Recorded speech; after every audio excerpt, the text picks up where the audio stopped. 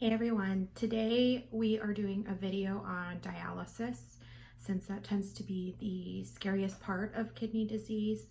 Whether you know you have kidney disease and you're, working your way up to doing dialysis, or you didn't know you had kidney disease like me and you're just thrown into it, it's overwhelming to think about. So I just wanted to do a video that kind of breaks it down, sort of like a dialysis for dummies kind of thing.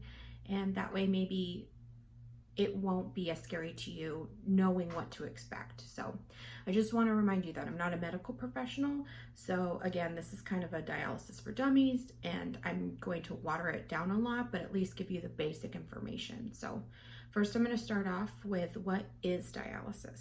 Dialysis is the process of cleaning out your toxins from your body that your kidneys are no longer doing because they decided to quit their job. So you'll be hooked up to a machine, and the machine is what processes your blood and cleans everything out. There are 3 types of dialysis. So there is hemodialysis in a center, there is hemodialysis at home, and then there's peritoneal dialysis, or PD, and that is also home dialysis. Hemodialysis is when you use your blood. So either you're using your chest catheter when you're first starting out, or you're using your arm once you have your AV fistula put in. Peritoneal dialysis is a tube that sticks out of your stomach, and you're using fluid to do it that way. I do hemodialysis in a center, so I'm gonna focus more on hemodialysis. There was a woman who did a video on PD, and she was really helpful. There was a point where I was deciding whether or not PD was something that I wanted to do, so I watched her videos to kind of give me an idea of what that process was like. And her video was, or she has a couple videos, so her videos were great. I just decided that that wasn't something that I wanted to do. So hemodialysis in a center, again, you're going to go to a dialysis center and you're going to sit there. If you're using your chest catheter, so we're gonna say red bad, blue good. So they'll hook tubes up to these, then they're going to take the blood out of this tube, and then it processes through the machine, and then the good blood is going to come back in here.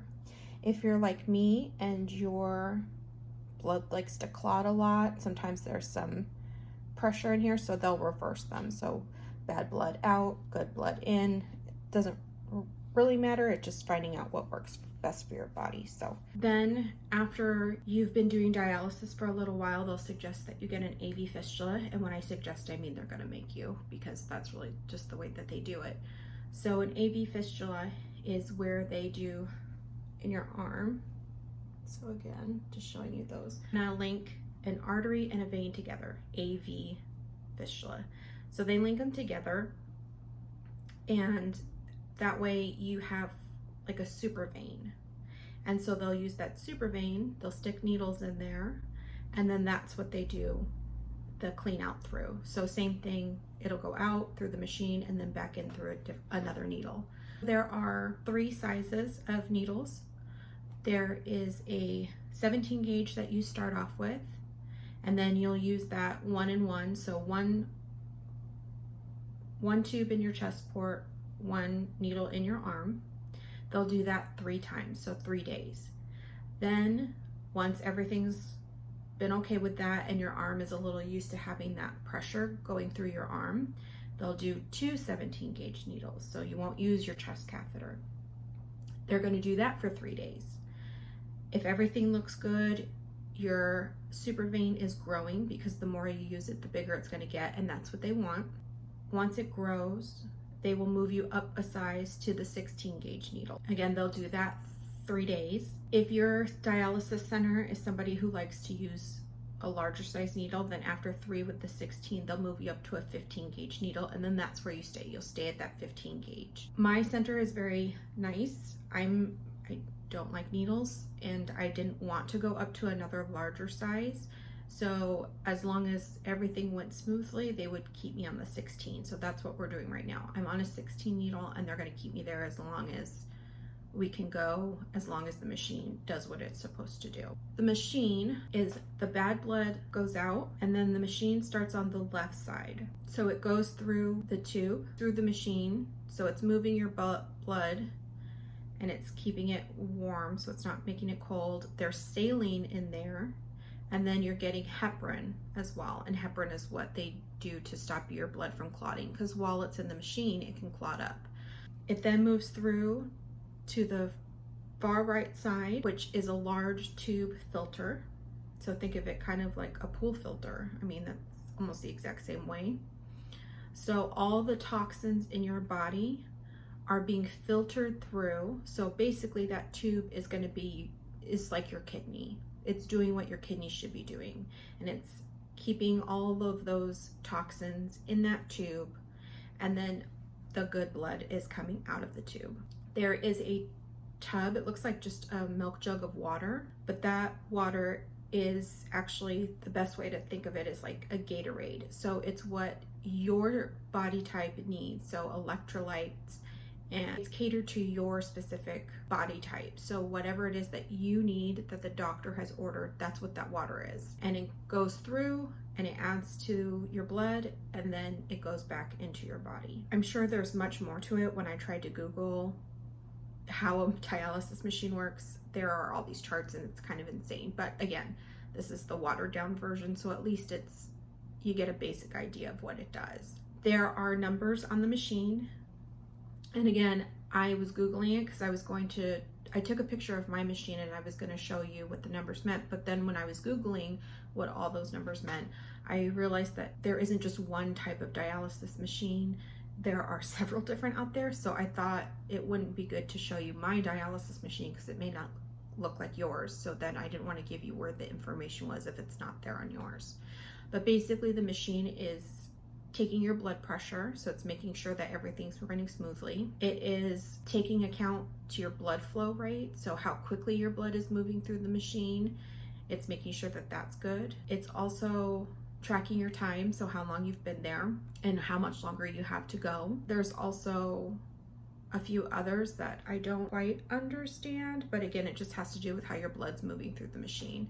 My machine has a little green, yellow, and red light at the top. Green obviously means everything's good, everything's flowing the way it should. Yellow means maybe they're using your machine at a slower rate, which is what they do when they're transferring you from your chest port to your needles. They don't want to obviously rush everything and burst your veins, so they're going to move everything at a slower pace to let your body get used to that. And then red obviously means that something's not working the way it should. So either there was a little air bubble in your machine, so the machine stops, and then that way it doesn't put the air bubble back in you and your technician can take that air bubble out. It could mean that if you're using the needles, that maybe one of the needles has touched the wall of your vein, so it's getting a little bit of pushback. It's not working the way that it should, so it'll alert the technician so that way they can either readjust your needle or work through it. Or it could mean that maybe something's going on with your blood pressure or your blood flow where it's not working right, so it lets the technician know. Every time the light turns red, it stops your time. So if you had 2 minutes left on the machine and then it turned red and your technician takes 2 minutes to get it fixed and figure out what's wrong, because sometimes even there's a kink in the tube, so it just stopped working, it adds that 2 minutes. So you won't be done by the time the technician's done. They're going to add that 2 minutes on there. We're going to go into how it feels to do dialysis, because that's also a scary thought. Is it going to hurt? Is it going to feel uncomfortable? And really no. When you're first using your chest catheter, there's no pain to it unless somebody accidentally maybe tugs on your chest catheter a little too hard, or when they're cleaning it, sometimes they're pushing on it, so you feel that discomfort of that tube in your chest being pushed on. But it doesn't hurt, it's just more uncomfortable, and it doesn't last very long, and not all technicians do that. It's just depending on who you get Otherwise, when they plug you up to the machine, it starts rather quickly and you're good to go. When you're using an AV fistula, obviously the only slight pain you're going to feel is the process of the needles going in, especially if you've got a deep vein and they maybe have to work a little bit to get to it.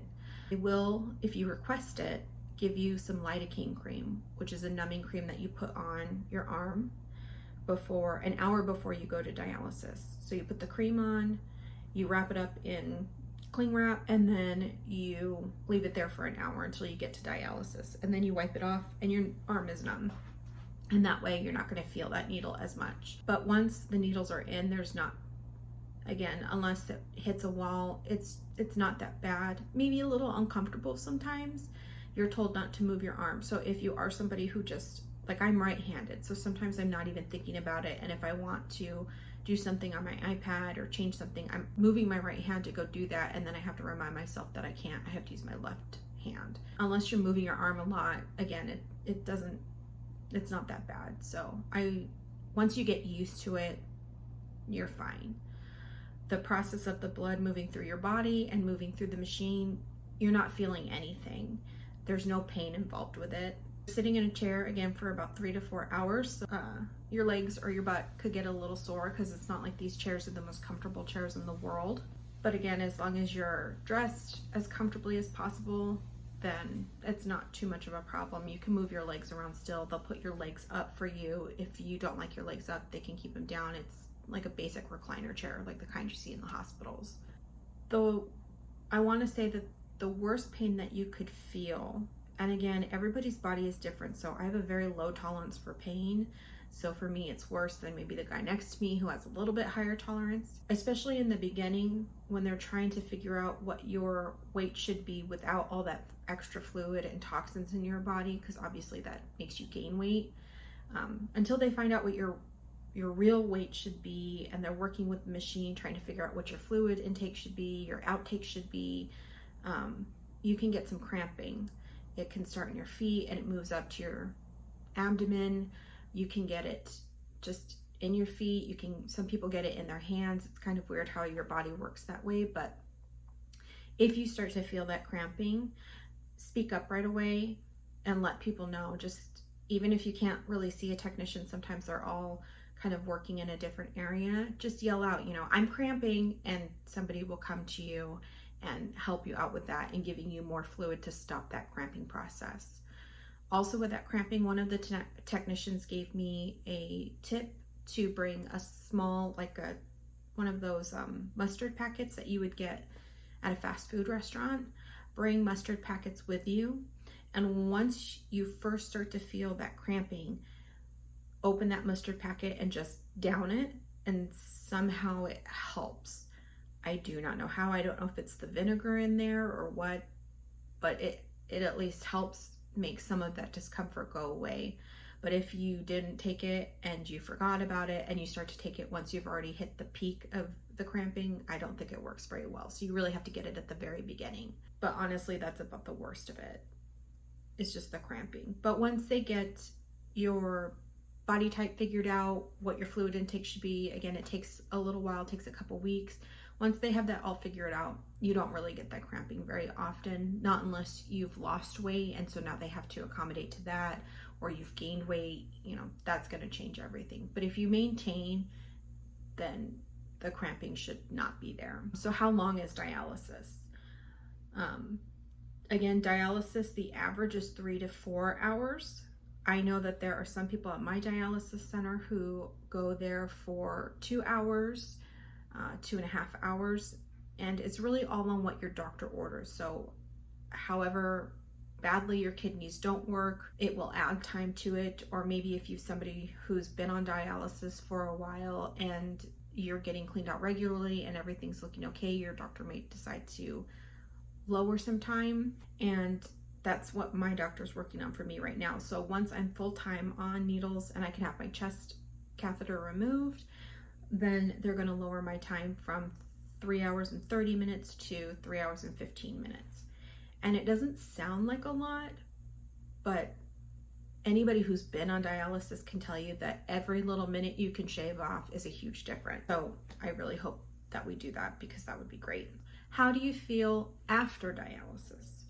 So once you're taken off the machine, they'll check your blood pressure again. They'll check your temperature to make sure you don't have a fever, because if you have a fever, that means somewhere there's a little infection, maybe through your chest catheter or a needle.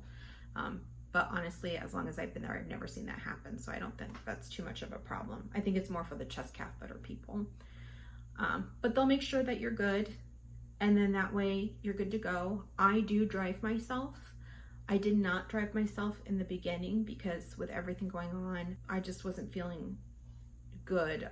So I wasn't focused enough. I couldn't pay attention when I was driving. So I just didn't feel safe driving. Plus, my chest catheter was so new that I was terrified of getting in an accident and the airbag deploying and hitting it, or the seatbelt being on it and tightening. So I would ask family and friends to drive me. You do what's comfortable for you if you have a ride. I know that there are medical services out there who will bus you to and from, so that way you don't have to worry about asking somebody to do that for you.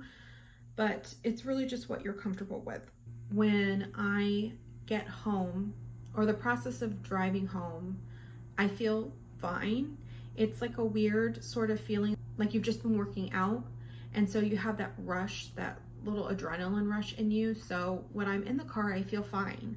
I feel very energized, and I'm singing along to whatever song, or I'm laughing along to whatever podcast I'm listening to on the way back.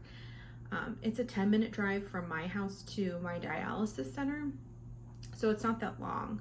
Once I'm home, then I can feel myself starting to crash, and it's really weird because that energy spurt is very short. And I understand that everybody's body is made differently, so you may not have that energy burst, or your energy burst could last a little bit longer. In the 6 months that I've been to dialysis and talking to people who are also there for the same reason as me, there are some people who are different. There are some people who do dialysis early in the day, so they're done by the afternoon, and then they go out and they run errands like normal. And then there are people like me who, if you ask me to do anything after dialysis, I'm gonna laugh at you and fall asleep on the couch because I won't be able to function. If you're like me and you have a dialysis time that's in the evening, so my dialysis starts at 4:40 and I'm done by 8:30, so I'm usually home by 9 o'clock, because now that I'm using my arm, it takes a little bit longer to get ready to go, because you have to make sure that your arm has stopped bleeding, because it will bleed heavily. I mean, it's basically an artery pumping out. It takes a couple minutes to do that point. When I get home, I'm usually eating dinner, and I would highly suggest that you eat a high in protein dinner, because that filter that takes all the toxins out of your body also takes the protein out, because your protein is the same size as the toxin, so that filter can't tell which one is good and which one is bad. It just takes it all. So to get some of that protein back, because obviously that's healthy for your body, you want to eat something that's high. So I usually eat salmon, steak, or chicken, and then I'll have a side of vegetables just to get, some extra vitamins in there. Your dialysis center or your doctor will also give you a multivitamin to take. That's pretty important. So I make sure to take that multivitamin before I go to bed, especially on the days that I have dialysis, because I feel like if I take the vitamin before I go to bed, when I wake up in the morning, I don't feel as bad, versus the nights where I am too tired and I completely forget to take the vitamin. When I wake up in the morning, I don't feel good still. I feel really tired and weak, and it could be a placebo effect, I don't know, but I notice a difference from when I remember to take my vitamin to when I don't. You can feel really tired after dialysis. A lot of people explain it in a way where it feels like you've run a marathon. Your body, especially your legs, tend to feel the weakest. When I first started dialysis and I came home, I could barely get upstairs. I would stop halfway. I would sometimes fall. I would cry hysterically because I was so upset that my body felt so weak. And I would be crying hysterically also because it's like how when a toddler is so tired and they just don't know how to express it other than crying. You're just so tired, you could just cry. That's how it feels. Again, after doing this for 6 months, sometimes I feel okay. I'm still very tired, but I can, with a little bit of help from my husband, I can still make it upstairs, or some days I can make it upstairs on my own, just slowly. But then, I don't know why, but randomly sometimes there are days where I go back to feeling like I can't make it and I just need to sit there and cry. I don't know if that's because maybe I wasn't very good at my diet for the day before, and so it took more out of me. I'm not quite sure, but it still happens randomly. So I don't want to tell you that that feeling is going to go away. It might for you if you're really good at sticking to your diet. I don't think it does. I think everybody sort of has that feeling like it's too much. So I would suggest that if you get a shift that's earlier in the day, on your dialysis days when you're done, try to take it easy. Don't plan too much. Don't make commitments to do a bunch of things with friends, because you may have a day where it's totally fine and you can go about and do whatever you need to do, but you may have a day where you come back and again, you're just gonna need to go to bed or take a nap. You just need to take it easy on yourself because your body's really been through a lot to go through that machine. How to mentally prepare yourself for dialysis. When I was in the hospital, I was just told that I needed dialysis. So I had the port put in my neck for emergency dialysis. And then I was told that when I was going to get out of the hospital, I was going to continue dialysis at a center until I decided if I wanted to do home dialysis or not. So I didn't have a lot of time to process going to dialysis. When I first started, my first day of dialysis in a center, the center that I went to, I didn't like. It wasn't my first choice. There were two options that I had to go to, and the one that I really wanted to go to because it was closer to my home. I didn't know what it looked like inside or anything, but I just knew it was closer to home. That one was filled up. There was only 12 chairs and obviously only so many hours, and when every chair is 3 to 4 hours, you know, and there's so many people on dialysis, obviously there's not always going to be room at one center. So the only chair available was at this other center that was about 20 to 25 minutes away from home. That center was older, hadn't been updated in any kind of way. I didn't really like the technicians there. They seemed to be not very empathetic on anything, and I get that all medical providers have that time where after a while it just, you know, they're going about their day. It's not really about human interaction anymore for them. So I didn't like it. The first day that I was there, I think I just cried the whole time. It was really weird because the way that the chairs were set up, we were facing each other. So I felt like as I'm crying, there's just somebody there staring at me, and I didn't know what to bring. So I knew that I needed a blanket because I remember it being cold in the hospital. So I just assumed that, you know, it's going to be cold while I'm there. So I at least brought a blanket with me. I was warm, but you can't hold it up your whole body. They need to be able to see, you know, where it's coming from. So to keep an eye to make sure nothing unplugs or anything.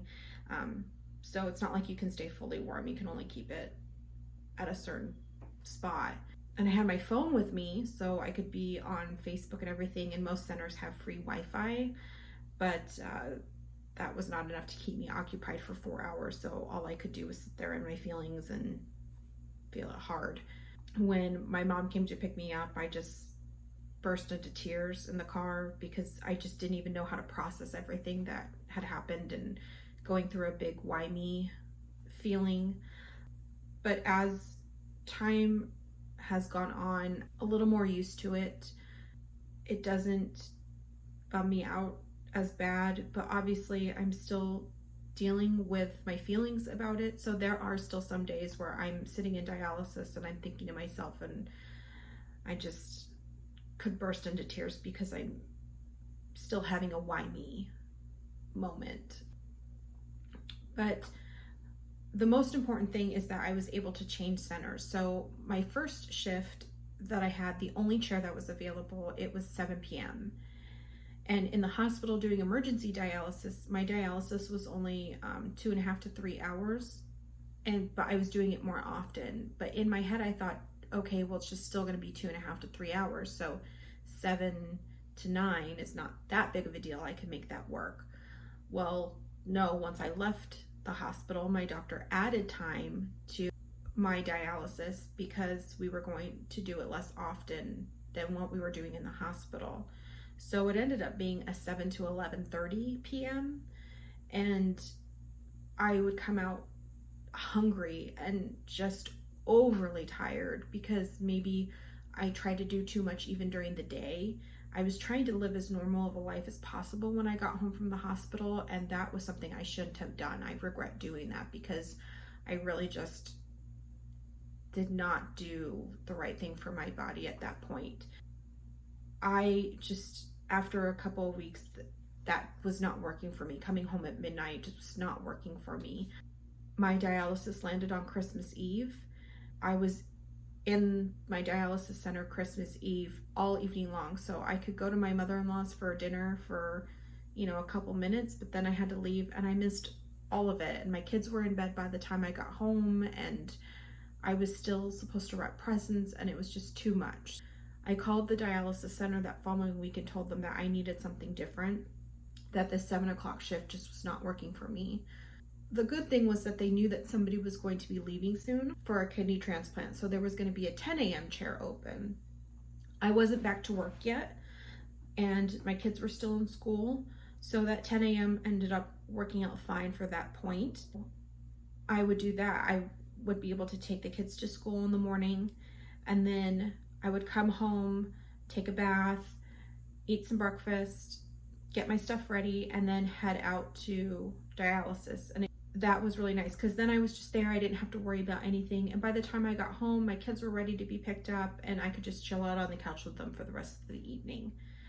Once I did start back at work, then obviously that shift didn't work for me anymore. And at that point, the dialysis center near my home had a chair open, and I had already put in a request for that before I left the hospital. So I was on a waiting list, and thankfully they had a 4:40 shift. So I could still do my 7 to 4 shift at work, have a couple minutes to myself, and then go off to dialysis. Because of my kidney disease, I get to work from home. So that's also nice. I'm not worrying about traffic and making it on time. I can just have everything ready and leave home and go to the center that's 10 minutes away, and it's great. The new center was also a new center. Everything was nice and new, fresh paint. It had a nicer feel to it. Like they actually they actually decorated it. So it's got this really pretty blue calming wall, sort of like a seascape sort of feel to it. Whereas the old center, there was no decoration at all. It really was just a medical facility. I feel more calm at the new one versus the old one. And again, I've had some time to mentally prepare myself. So the first day at my new center, I cried, but it wasn't even because I was upset. It was more, I was so grateful to be out of the old center and so happy to be at this new one that it was like tears of joy almost. I also like the technicians at my new center much more. I actually made friends with a couple of them. I know everybody there, so I'd walk in and I'd say hi to everybody, and I feel like I'm seeing friends. We're catching up, or they're asking how my kids have been, whereas the other center could care less if I have kids. Nobody asked. I would walk in and it was no big deal. This new center, when I walked in, they acknowledged that I'm younger than what they were expecting. They listened to my story. They ask how I'm doing every day. They ask how my kids are. They ask how my husband is. And there's just more of this personal relationship, and that makes it better. I mean, it feels like they're truly caring about you and taking care of you versus you're just another arm with a vein to poke. So that's nice. So I would say advocate for yourself. If you're not happy at the center that you're at, do some research on the other centers in your area and find one that works for you and put your name on that waiting list, or see if they have an open chair, because the more comfortable you can be at dialysis, the better the process is going to go for you. Make sure, speak up if you're not happy. And every dialysis center has a social worker, and they're the ones who are going to help you find what works for you. So give them a call, build a relationship with them. Also, every dialysis center has a nutritionist, and your doctor will come and see you there.